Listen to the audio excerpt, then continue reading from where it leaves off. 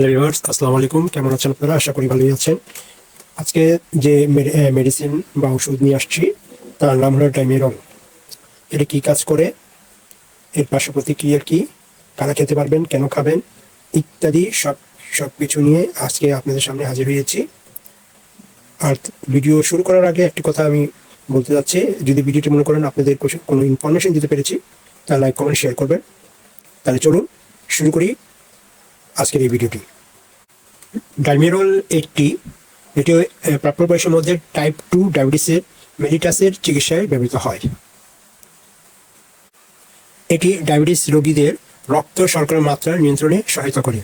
এটি কিডনির ক্ষতি মতো ডায়াবেটিসের গুরুতর জটিলতা প্রতিরোধ করতে সহায়তা করে। এটি আপনি অন্যান্য ওষুধের সাথেও ব্যবহার করতে পারেন। এটি খাবারের সাথে নিতে হবে। সবসময় উপকার পেতে হলে এটি সঠিক সময় একই সময়ে এটি সেবন করুন। আপনার ডাক্তার সিদ্ধান্ত নেবে কোন ডোজটি আপনার জন্য সর্বোত্তম এবং এটি কিভাবে কাজ করছে সেই অনুযায়ী সময়ে পরিবর্তন হতে পারে। এটা আপনার ডাক্তারই এটা সিদ্ধান্ত নেবে। আপনি ভালো বোধ করার পরও মনে করেন আপনার রক্তে শর্করা মাত্রা নিয়ন্ত্রণে আছে, তারপরও কিন্তু এই ওষুধটি আপনাকে সেবন করতে হবে।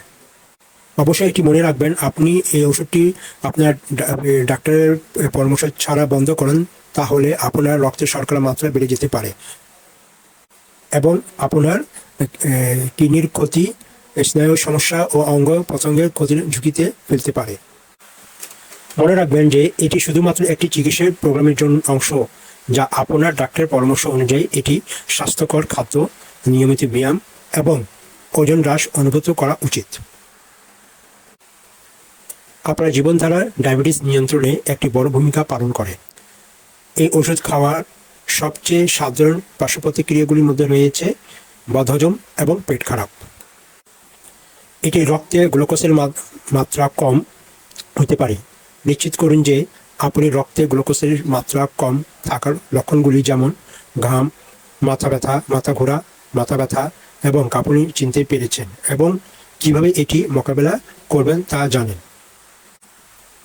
এটি প্রতিরোধ করার জন্য নিয়মিত খাবার খাওয়া এবং সর্বদা আপনার সাথে চিনিযুক্ত খাওয়া বা ফলের রসের মতো দ্রুত অভিনয়কারী গ্লুকোজের উৎস বহন করা গুরুত্বপূর্ণ।